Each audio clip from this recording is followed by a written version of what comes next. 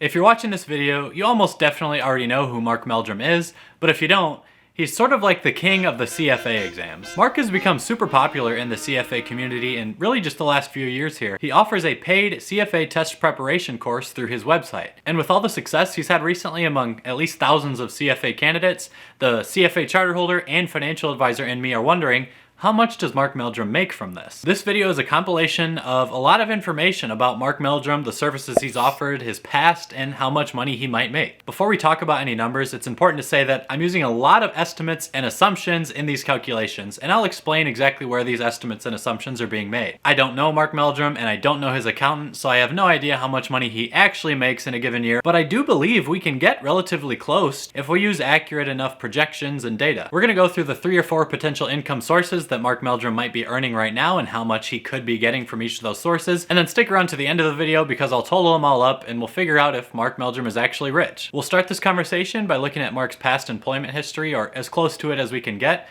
trying to figure out how much money he'd been making, apply some sort of assumed savings rate to this money, and figure out what type of nest egg he could have built up so far. A few years ago, in an AMA thread on the RCFA subreddit, he listed out some past experience. When you look at this list, Mark has only really had like 2 real jobs, at least that he lists in his experience. He started with an MBA, then he said owning his own business, I don't know what that entails. Then he said being a proprietary trader, that's one real job. Then getting the PhD, which is why he's a doctor now. Next was working as a finance professor at a university in Canada, that's the second real job. And then on to what he's doing today, which is offering CFA test prep material for all 3 levels via his video lessons, study notes, question bank, and mock exams. And you'll see later on in this video just how lucrative this test prep service that he's offering now probably is for him. He's really just built his brand solely on YouTube. He does very little marketing anywhere else, and it's really awesome to see what Mark has been able to build. So let's look at the average annual income earned by other people in similar positions as Mark was in the past in terms of US dollars, even though he does live in Canada.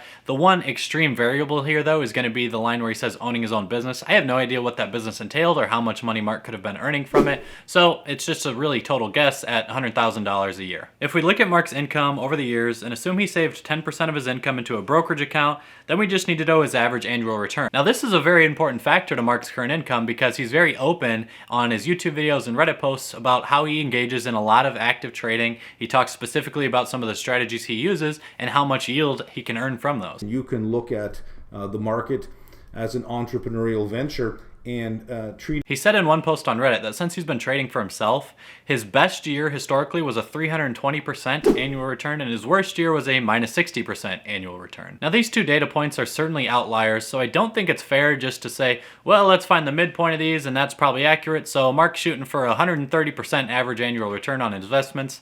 That's just not realistic. But Mark Meldrum is certainly someone who has shown the ability to beat the markets, at least in certain years, given the fact that he's made over 300% in a 1-year time period. So it may be fair to cut the average way down and say that Mark might be averaging something like a 15% average annual return throughout his personal trading career. Now you could be saying, hey AJ, that seems really high. The S&P 500 only earns an average annual nominal return of like 10% a year, and that's true, but I certainly think Mark is probably beating those numbers just given some of the high performance he's had in the past. And also in other videos when he talks about his option trading strategy, he has a lot of money in these real estate ETFs that are paying a 12% yield, and then he sells puts and calls from those positions to earn himself another 12%. So in a lot of cases, he's getting a 24% yield on his money. So with the dividend and the options trading, you can get 20 to 24% per year. But maybe we're saying throughout the last 30 years, Mark was not as successful as an investor as some of his strategies are today. So we're not going to give him that 24% average annual. We're just going to say 15. We're just going to guess a 10% average annual savings rate of his income throughout his working years into a brokerage account that he may now use to trade. He could have been doing less or more than this. There's no way to know for sure. But when we look at his potential average income throughout the last 30 years and apply a 10% savings rate to that, I'm calculating $8,120 in annual savings. With a 15% return for 35 years, since Mark's probably somewhere around 60 years old now, that would put him right around $7.15 million.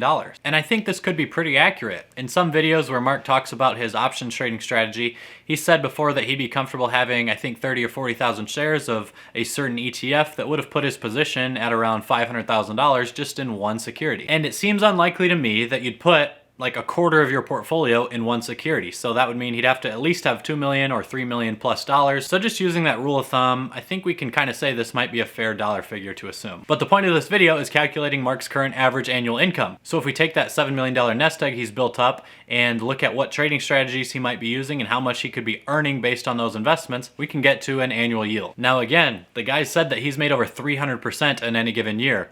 We're just gonna rule those huge returns out. I think it's more fair to assume the trading strategies that Mark is most transparent about and saying that he gets a 24% annual yield from his money right now. Of course, all of this $7 million is not gonna be invested in one specific strategy. He has said in the past he's gone all the way into stocks and all the way into cash, most recently like a year and a half ago. But the point is, some years he's gonna probably have huge returns, other years he's gonna be using very safe investments, I would guess. And very often he's also using this call and put writing strategy on a high yielding real estate investment vehicle already, so that's a 24% yield. Just do the math, and you'll see that Mark Meldrum is likely making a lot of money from his trading strategies. Next, we'll talk about the Canadian pension plan, which is similar to Social Security in the United States. You can start receiving it at age 60. I think regular enrollment's age 65, and you can wait till as late as 70. As much research as I did for this video, I wasn't able to figure out how old Mark Meldrum actually is. I think he's somewhere between 60 and 65. He definitely doesn't look like he's 70 yet, so we're just gonna assume he might be right around the age that someone could start drawing that pension. But on average, the Canadian pension just pays several $100s a month, and given the fact that Mark's still working, I think it's very unlikely he's drawing from this income source right now. He'll probably just defer it till he's 70. Okay, next is the big one. We are going to try to figure out how much income Mark is earning from markmeldrum.com, his CFA test prep service. Again, I wanna say how cool it is of a thing that Mark has become this popular. He's obviously a great content provider. So many of his customers have said that he was a big reason why they were able to study really well and pass the CFA exams. When I was enrolling in the CFA exams 5 or 6 years ago, Mark wasn't even an option. There was really like Kaplan and Wiley or just the CFA material. Pick from those three. And if you haven't heard the story, Mark actually started offering CFA test content as an accident. He just made some videos on his YouTube channel 6 years ago about CFA material and a part of a test that he was doing about memorization and information decay from college students, I believe. But there was such a huge response to the education on the CFA material that he was providing on YouTube that he started to make more and more videos and then started to provide a paid service 3 or 4 years ago. Just in the growth of his YouTube channel and in a lot of attention he gets on Reddit from the RCFA members who say that he's God on earth and he's the king of the CFA exams and he'll teach you everything you need to know, he has become probably the second most popular CFA test prep provider, just by himself and with a small team of people helping him write questions and mock exams. So to estimate how many paying customers Mark Meldrum might have now, I went through several steps. Luckily, there's a lot of good data from the big survey posted on the RCFA subreddit that asked thousands of candidates about their results with the exams and how much they studied, and more specifically for this video, who they studied with. 24% of February 2021 CFA Level 1 exam candidates who responded to this survey said that they studied using Mark Meldrum's paid courses. Almost a quarter of them. But the data set is really skewed on the Reddit survey because like 90% of the people who respond to it passed the exams and only like 10% of the people who respond failed the exams. So we're definitely not getting a totally representative set of respondents, and that makes sense. If you failed the exam, you wouldn't be all that excited to fill out a 10-minute survey to tell people about it. So with this heavy bias on our results, we're gonna be very conservative here and assume that that 24% rate of people who subscribe to Mark Meldrum only applies to those who pass the CFA exams. And to be even more conservative with our assumptions, we should note that all of the respondents to these surveys came to the survey from the RCFA subreddit, and a lot of people who post on that subreddit are big fans of Mark Meldrum, so just in of being a member of the RCFA page, I think makes someone more likely to have subscribed to Mark's paid service. We're gonna assume that being a reader of the RCFA subreddit doubles someone's chances of subscribing to Mark Meldrum. Now this is a very conservative assumption because it's going to cut our numbers in half when we try to figure out how many customers Mark actually has, but I do believe it'll make our math more accurate here. So we will assume for the broad population that only 12% of people who passed the CFA exam studied as a customer of Mark Meldrum. But wait, there's one more adjustment down that we're gonna make to these numbers to be even more conservative, and that's because only first-time test takers have to pay Mark Meldrum for his service. If you fail at a level and then retake that level, you don't pay a second time. And since the pass rate's somewhere around 50%, and most people who fail level 1 will try it again at some point, which the CFA Institute has said, we'll just guess that 50% of the exam passers were taking that exam for the first time, which means they could have been paying Mark Meldrum for the service that year. There were 368,991 CFA exam candidates over the past 2 years or so. The weighted average pass rates of all those candidates is about 46%. Next, estimating how many exam failures also studied with Mark Meldrum is less precise because we don't have a great data set here. But I think it's fair to assume that studying with Mark Meldrum generally helps people pass the exams, maybe even doubles their chances of passing. And so of all the people who failed a CFA exam, we'll guess that only about half of them were studying with Mark Meldrum, which is just 6%. Saying that number out loud doesn't seem all that fair considering we just saw that a quarter of CFA exam candidate respondents were using Mark Meldrum, but again, I want to be really safe with the projections that we're using for this calculation. So we're going to assume that maybe about 75% of them were taking the exam for the first time. Said differently, it's probably a bit more likely that for someone who sits for the CFA exam for the very first time, they will fail that exam rather than someone who's sitting for it for a second or third time. So for both passers and failures, we're taking only 50% and only 75% of the group. So if there were about 169 or 170,000 exam passers over the past 2 years and 12% of them used Mark Meldrum, that math gives Mark a total of 19,150 paying customers over the past 2 years. Now he charges slightly different amounts of money for each level of the CFA exam, but we can just look at how many people take level 1, 2, and 3 each year and then look at the amounts Mark charges for those, and we'll get a weighted average price of $340 Canadian or $267 US. So with about 19,000 customers paying $267, that means Mark made about $5,342,984 in the past couple years. And that's being conservative.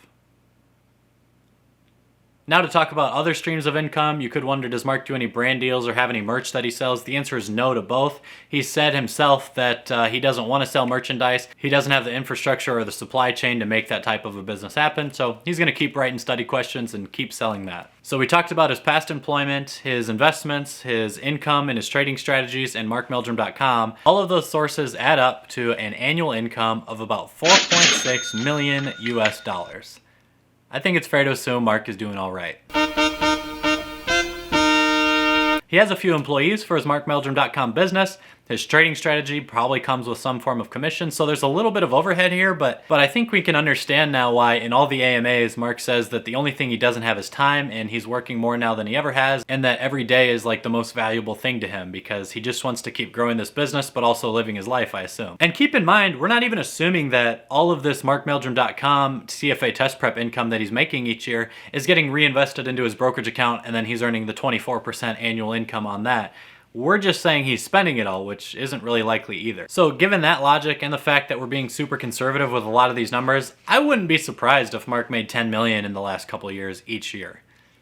That's getting up there. Dr. Mark Meldrum, if you ever happen to watch this video, I would love to get you on the channel to have a discussion about your career and your CFA test prep business. Not necessarily specifically how much money you're making from it, but just how this thing really came about when you realized that there was a lot of attraction on your YouTube channel towards it. Everyone else who's not Mark Meldrum, go ahead and tag him in the comments down below or send this video to him or something so he might see it. Thanks. As always, don't forget to like this video and subscribe to the channel if you haven't already. I really appreciate you watching the whole thing here. The YouTube algorithm loves you for it, and they're going to push this video out to more people, and I appreciate that growth. So thanks for watching.